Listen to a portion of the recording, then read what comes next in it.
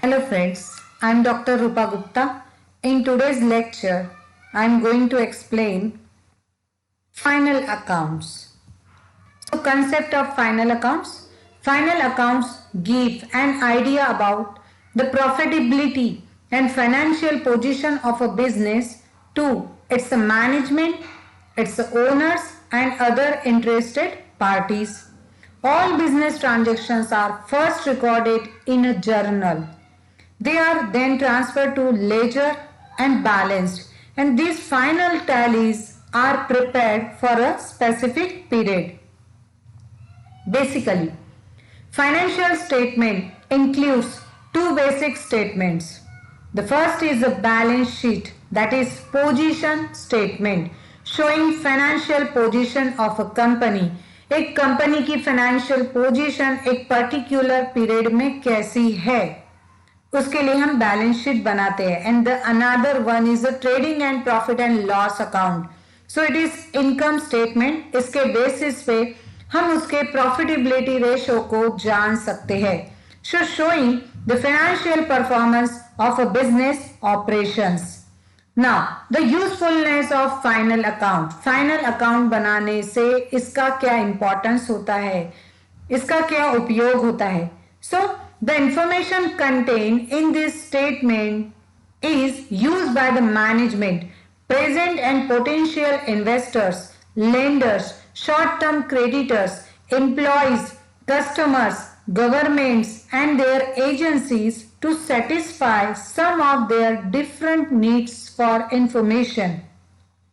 हमें जैसे कि पता है मैनेजमेंट और जो इन्वेस्टर होते हैं, अगर उन्हें कहीं इन्वेस्ट करना है तो वो किसी भी ऑर्गेनाइजेशन का फाइनेंशियल स्टेटमेंट देखते हैं, बैलेंस शीट देखते हैं और उसके बेसिस पे वो डिसीजन लेते हैं कि whether I have to invest or not. That is why final account is very important. So owners and managers use financial statement to make important long term business decision. Business से related जितने भी long term decisions होते हैं financial statement के basis पर लिए जाते हैं. Prospective investor. Prospective investors use financial statement to perform financial analysis which is a key component in making investment decision. Lending institution. ऐसे इंस्टीट्यूशंस जिन्हें सामने वाले कस्टमर को अमाउंट या कैश देना चाहिए या नहीं है, इसका डिसीजन वो लेते हैं. तो इसका डिसीजन लेने से पहले वह उस कंपनी का फाइनेंशियल स्टेटमेंट देखते हैं. So lending institution will examine the financial health of a person or organization and use the financial statement to decide whether or not to lend funds. Now these are the elements of financial statements and these elements are bifurcated into two parts. The first is relating to measurement of financial position. अगर हमें किसी organisation की financial position जानना है तो उसके लिए उस ऑर्गेनाइजेशन की असेट्स कितनी है, उसकी लायबिलिटीज कितनी है, उसकी इक्विटी कितनी है. अगर इसका नॉलेज होता है तो इसके बेसिस पे हम किसी भी ऑर्गेनाइजेशन की फाइनेंशियल पोजीशन को मेजर कर सकते हैं. In the same manner that is another aspect relating to measurement of profit. तो अगर हमें किसी ऑर्गेनाइजेशन का प्रॉफिटेबिलिटी रेशो देखना है, उस ऑर्गेनाइजेशन को प्रॉफिट हो रहा है या लॉस हो रहा है, यह अंदाजा हम उनके इनकम और एक्सपेंसेस के बेसिस पे कर सकते हैं. So these are the two key elements of financial statement. Now let us discuss one by one. The first is asset. What do you mean by asset? Asset किसे कहा जाता है? An item of property owned by a person or company regarded as having value and available to meet debts, commitments or legacies is known as a asset. Now another is the liabilities. What do you mean by liabilities? The state of being legally responsible for something or a thing for which someone is responsible, especially an amount of money owed. हमें जिस amount का payment future में करना है, किसी person को करना है, अगर हम उसके लिए रिस्पॉन्सिबल होते हैं तो that is our liability because we have to pay. Now the equities, what do you mean by equity? So the technical definition is the value of an asset less the value of all liabilities on that asset is known as the equity. In the same manner, the definition of equity can be represented with the accounting equation, that is equity equals to assets minus liability. जब हम asset में से liability को minus करते हैं तो बचा हुआ हिस्सा इक्विटी होती है. Income, what do you mean by income? Money received specially on a regular basis for work or through investment. अगर हम किसी जगह पर इन्वेस्टमेंट करते हैं या कंटिन्यूअसली वर्क करते हैं, उसके लिए हमें जो इनकम मिलता है, गेन मिलता है, उसे ही हम इनकम कह सकते हैं. Another is a expenses. It is a contrary part of income. Income की जो डेफिनेशन है उसकी एग्जैक्टली अपोजिट एक्सपेंसेस की है. द कॉस्ट इनकर्ड इन और रिक्वायर्ड फॉर समथिंग, और the cost incurred in the performance of one's job और a specific task. किसी पर्सन के स्पेसिफिक टास्क या परफॉर्मेंस के लिए जो हम कॉस्ट बेयर करते हैं, पे करते हैं, उसे हम एक्सपेंसेस कह सकते हैं. Now, format of trading account. What do you mean by trading account? जैसे कि हमें पता है कि ट्रेडिंग अकाउंट जो होता है वो परचेस एंड सेल से रिलेटेड ट्रांजेक्शन को कंसर्न करता है. So in the heading of trading account the words for the year ended are used because it discloses the position of the business for the full accounting year, not at a particular point of time. क्योंकि हम balance sheet में as on लिखते हैं, जबकि हम trading account और profit and loss account में for the year ending लिखते हैं. Now this is the format of trading account. So let us discuss the debit side of trading account. जैसे कि हमने कहा है कि ट्रेडिंग अकाउंट में परचेस से रिलेटेड, मैन्युफैक्चरिंग से रिलेटेड जितने भी एक्सपेंसेस होते हैं उन्हें लिखा जाता है. और ट्रेडिंग में हमेशा फर्स्ट पॉइंट ओपनिंग स्टॉक से स्टार्ट होता है and second point is always purchase. अगर परचेस में से परचेस रिटर्न दिया जाता है या रिटर्न आउटवर्ड होता है तो उसे माइनस करते हैं. Wages and salary, direct expenses, carriage inwards or carriage on purchase, gas, fuel, water, power, freight, octroi and cartage, manufacturing expenses or productive expenses. Next is the expenses which is related to factory such as factory lighting, factory rent etcetera. In the same manner dock charges or clearing charges and import duty or custom duty, royalty. So these are the points of debit side of trading account. Now the credit side of trading account. The first point is always sales. सबसे पहले हमें sales लिखना होता है और अगर sales return दिया जाता है तो उसे माइनस करना होता है. Sales return को ही हम return inwards कह सकते हैं. And another point is a closing stock. It is another aspect. So, अगर क्रेडिट साइड की टोटल ज्यादा होती है तो डेबिट में जितना भी अमाउंट लिखा जाता है उसको हम माइनस करते हैं, तो ऐसी कंडीशन में ग्रॉस प्रॉफिट होता है. लेकिन अगर डेबिट साइड का टोटल ज्यादा होता है और क्रेडिट का टोटल कम दिख रहा है तो जब हम डेबिट में से क्रेडिट बैलेंस को माइनस करते हैं तो ऐसी कंडीशन में ग्रॉस लॉस आता है. Now the another is a format of profit and loss account. So those expenses which are not related to the business are not written in the profit and loss account. Profit and loss account में only business से related transactions ही enter किए जाते हैं. लेकिन ऐसे transactions जो आपके घरेलू expenses हो उनको नहीं लिखा जाता है. For example, income tax जो आप अपनी इनकम पर पे करते हैं ये आपका पर्सनल होता है, इसे भी नहीं लिखा जाता है. अगर आप अपनी लाइफ इंश्योरेंस पॉलिसी निकाली है और उस पर आप लाइफ इंश्योरेंस प्रीमियम पे कर रहे हो तो इसे भी नहीं लिखा जाता है. इन the same manner these expenses are known as the drawings and deducted from capital at the liability side of the balance sheet. क्योंकि कैपिटल में से हमेशा ड्राइंग को माइनस किया जाता है। Drawing is nothing but your personal expenses. Personal expenses of proprietor is known as a drawing. Now this is the format of profit and loss account for the year ending. This word is important. Again 4 columns are given, particular amount, particulars amount. So let us discuss the debit side. अगर trading account में gross loss आता है तो सबसे पहले P&L के debit में हम ग्रॉस लॉस लिखते हैं जो कि हम ट्रेडिंग अकाउंट से ट्रांसफर करते हैं। ना ऑफिस एक्सपेंसेस, सो इसमें हम एंटर कर सकते हैं salary, salaries and wages, rent, rates and taxes, printing and stationery से expenses, postage and telegram, lighting, insurance premium, telephone charges, legal charges, audit fees, travelling expenses, establishment expenses, trade expenses, general expenses.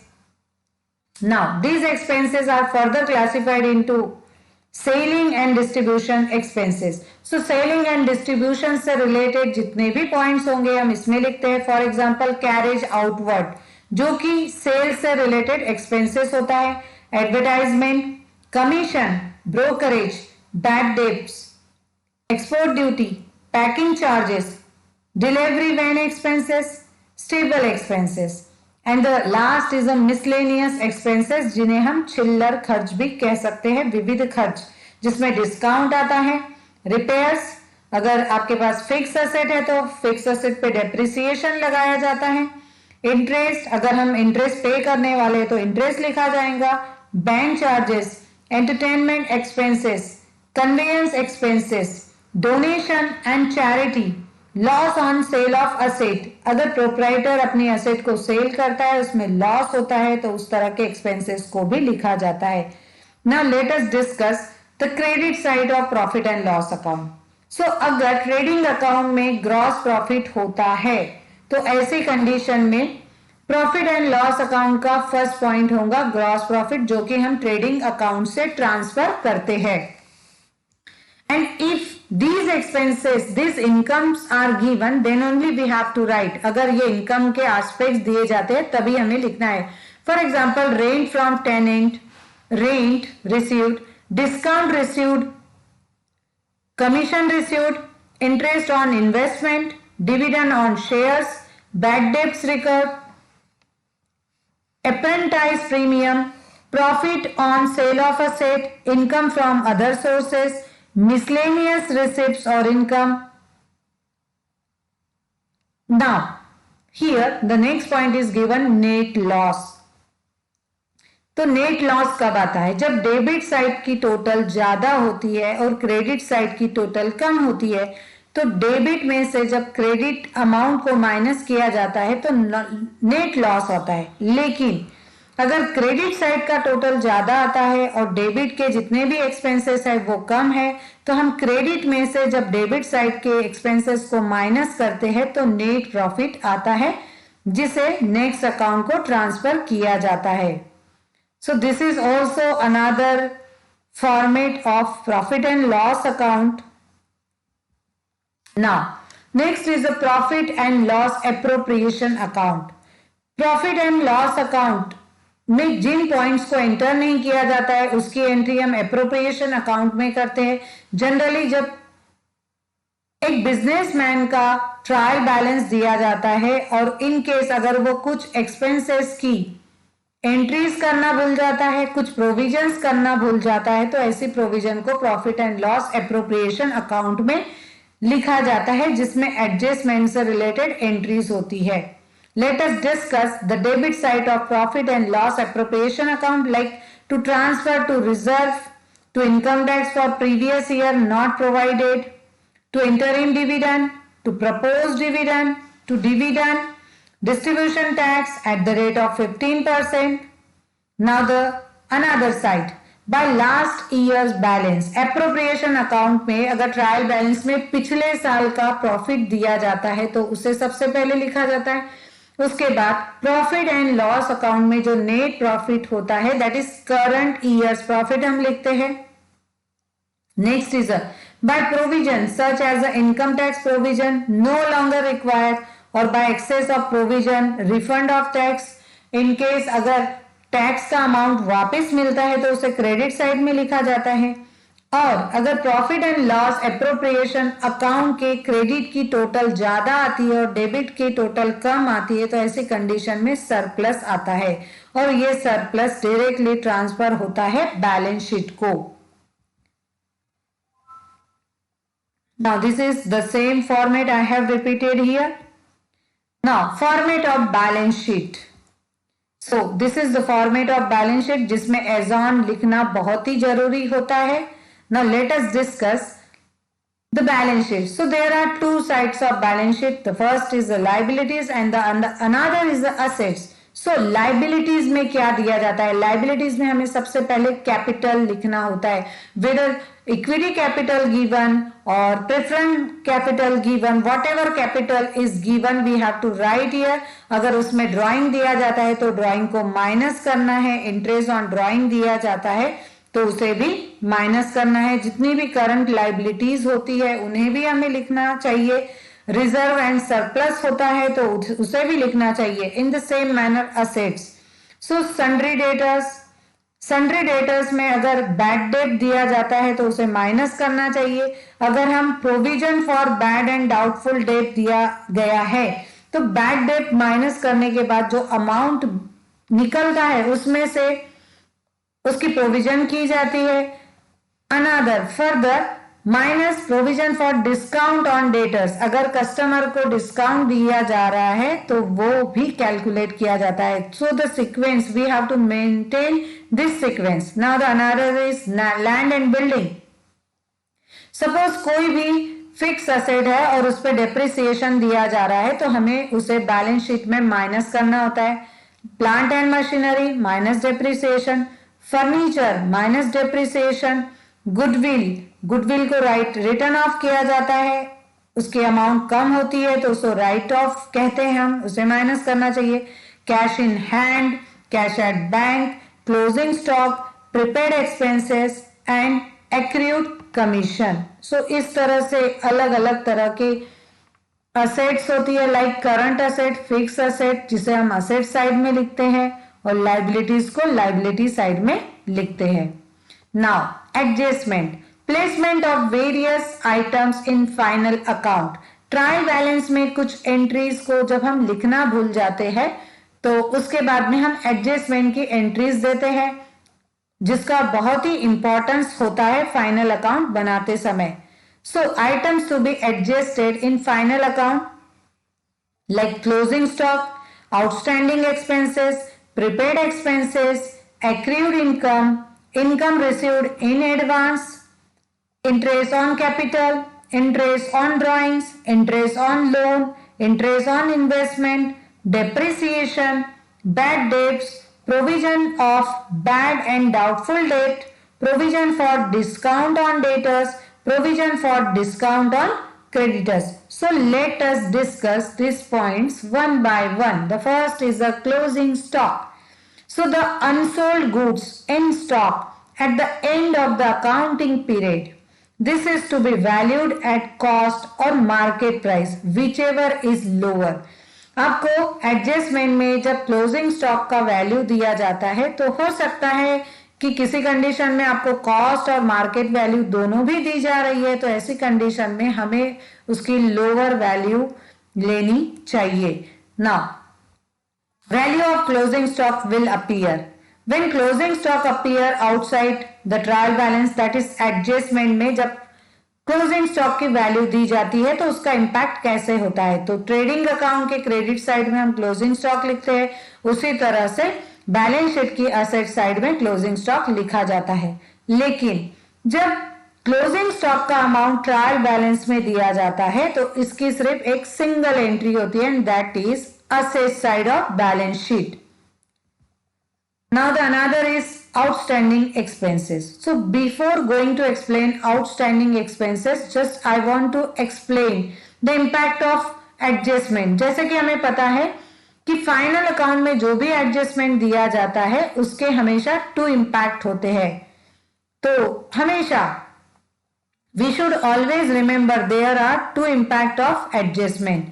Now this is the outstanding expenses. ऐसे expenses जिसका payment हमने present time में नहीं किया है, हमें देना है, तो उसे हम आउटस्टैंडिंग एक्सपेंसेस कहेंगे.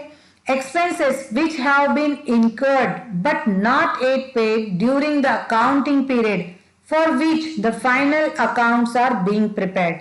So outstanding expenses will be shown. अगर वो प्रॉफिट एंड लॉस से रिलेटेड एक्सपेंसेस होता है तो हमें P&L अकाउंट के डेबिट साइड में उस रिस्पेक्टिव एक्सपेंसेस में इसे ऐड करना चाहिए. उसी तरह से आउटस्टैंडिंग एक्सपेंसेस हमारी लाइबिलिटी होती है, इसलिए हमें इसे बैलेंस शीट की लाइबिलिटी साइड में लिखना चाहिए. नाउ प्रीपेड एक्सपेंसेस, ऐसे एक्सपेंसेस जो हमने पहले से ही पे कर दिया है, प्रेजेंट में उसे पे करने की जरूरत नहीं थी लेकिन फिर भी हमने पे कर दिया है, तो ये हमारी एक तरह से असेट होती है. So expenses which have been paid in advance are called as a prepaid और अनएक्सपायर्ड एक्सपेंसेस. सो इसका इंपैक्ट कैसे होता है? Prepaid expenses will be shown on the debit side of profit and loss account by way of deduction from the particular expenses. क्योंकि ये expense आपने पहले ही पे कर दिया है, इसलिए आप उस रिस्पेक्टिव एक्सपेंसेस में से इसे माइनस करते हैं. उसी तरह से प्रीपेड एक्सपेंसेस हमारी असेट होती है, इसलिए इसे बैलेंस शीट के असेट साइड में लिखा जाता है. Now the another is the accrued incomes और आउटस्टैंडिंग इनकम और रिसेबल, ऐसी इनकम जो आपको मिलने वाली है, प्राप्त होने वाली है. Income which has been earned but not received during the accounting period is called as the accrued income. So accrued income will be shown. अगर accrued income लिखा जाता है, जैसे कि ये हमारा इनकम है, इसलिए इसे प्रॉफिट एंड लॉस अकाउंट के क्रेडिट साइड में उस रिस्पेक्टिव इनकम में ऐड किया जाता है. And it is accrued income, ये हमारी असेट है, इसलिए बैलेंस शीट के असेट साइड में भी इसे एंटर किया जाता है. Interest on capital, in order to see whether the business is really earning profit or not, it is desirable to charge interest on capital at a certain rate. So interest on capital will be shown on the debit side of profit and loss account and on the liability side of the balance sheet by way of addition to the capital if it is given then. Interest on drawing, it is also important. Amount withdrawn by the owner for his personal use is drawings. When interest on drawing is allowed, then interest on drawing is charged from the owner. Interest on drawing is an income for the business and will reduce the capital of the owner. So interest on drawing will be shown on the credit side of profit and loss account and on the liabilities side of balance sheet by way of addition to the drawings which are ultimately deducted from the capital. Interest on loan or outstanding. Borrowings from banks, financial institutions and outsiders for business are called loans. Amount payable towards interest on loan is an expense for the business. जब किसी bank, financial institution या outsider से हम loan लेते हैं तो उसके लिए हम इंटरेस्ट पे करते हैं. That is why it is also expenses. तो अगर ये एक्सपेंस हमें पे करना है, that is outstanding. So interest on loan outstanding will be shown on the debit side of profit and loss account by the way of addition to the appropriate interest account and on the liability side of balance sheet by way of addition to the particular loan account. Interest on investment. Interest receivable on investment is an income for the business. Accrued interest on investment, outstanding interest receivable will be shown on the credit side of profit and loss account by way of addition to the appropriate interest account and on the asset side of balance sheet by the way of addition to the investment account. Depreciation. जब किसी संपत्ति का हम continuously use करते हैं तो उसकी value decrease होती है, डिप्लीट होती है, तो इसे ही हम डेप्रिसिएशन कहते हैं. Depreciation is the reduction in the value of fixed asset due to its use. Generally, depreciation is charged at some percentage on the value of fixed asset. हम हमेशा डेप्रिसिएशन फिक्स असेट पर ही लगाते हैं जो एक particular rate पर decide किया जाता है. सो इसका इम्पैक्ट P&L अकाउंट पे कैसा होता है? बिकॉज डेप्रिसिएशन एक प्रकार का खर्च होता है, इसलिए हम इसे प्रॉफिट एंड लॉस अकाउंट के डेबिट साइड में लिखते हैं. उसी तरह से डेप्रिसिएशन की वजह से फिक्स असेट की वैल्यू डिक्रीज होती है, इसलिए हम इसे फिक्स असेट में से माइनस करते हैं जो बैलेंस शीट की असेट साइड में दिया जाता है. बैड डेब्ट्स, ये हमारे कस्टमर से रिलेटेड होते हैं. बिजनेस में कई तरह के कस्टमर होते हैं, उसमें से कई कस्टमर अगर हमारे पैसे को डुबा देते हैं, जो पैसे वापस करने में असमर्थ होते हैं, तो उसे हम बैड डेब्ट बोलते हैं. सो डेब्ट which cannot be recovered are called bad debts. It is a loss for the business and bad debt will be shown. क्योंकि ये लॉस होता है इसलिए इसे प्रॉफिट एंड लॉस अकाउंट के डेबिट साइड में लिखा जाता है. उसी तरह से इससे इसका इंपैक्ट बैलेंस शीट पर होता है. So on the asset side of balance sheet by way of deduction from sundry debtors, हम इसे सन्ड्री डेटर्स और कस्टमर में से माइनस करते हैं. Provision for bad and doubtful डेब्ट. Every business suffers a percentage of bad debts over and above the debts definitely known as a irrecoverable and written off as bad or bad debts written off. If sundry debtors, that is customer, figure is to be shown correctly in the balance sheet, provision for bad and doubtful debt must be adjusted. This provision for bad and doubtful debt is generally provided at a certain percentage on debtors based on past experience. So, while preparing final accounts, the bad debts written off given in adjustment is first deducted from the sundry debtors, then on the balance amount. Now the example is given like sundry debtors minus bad debt written off. Then provision for bad and doubtful debt calculated. So provision for bad and doubtful debts will be shown. इसे हम profit and loss account के debit side में लिखते हैं because it is a kind of a loss और expenses. And asset side पर इसका क्या इंपैक्ट होता है? On the asset side of balance sheet by way of deduction from sundry debtors after bad debts return of if any. अगर example में bad डेब्ट का अमाउंट दिया जाता है तो हम सबसे पहले बैड डेब्ट को माइनस करते हैं और उसके बाद डाउटफुल डेब्ट के लिए हम प्रोविजन कर सकते हैं. Provision for discount on debtors. कई बार कस्टमर को मोटिवेट करने के लिए उन्हें डिस्काउंट दिया जाता है ताकि वो जल्द से जल्द अपने पेमेंट कर सके. So to motivate the debtors to make prompt payments, cash discount may be allowed to them. After providing provision for bad and doubtful debts, the remaining debtors are called as good debtors. They may pay their dues in time and avail themselves of the cash discount permissible. So, a provision for discount on good debtors at a certain percentage may have to be created.